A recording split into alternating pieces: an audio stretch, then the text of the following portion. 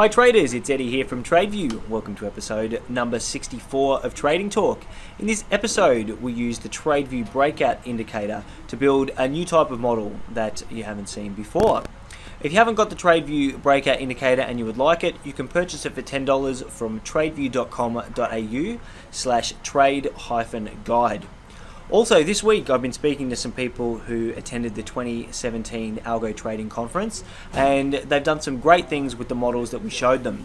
Some people are running them exactly as we showed them in the conference, and other people have taken them and incorporated it into their own trading ideas and got some great results.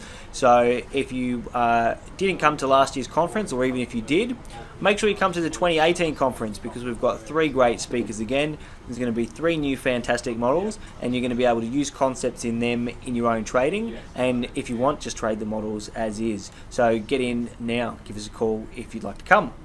Until next week, I hope you enjoy this video and all the best with your trading.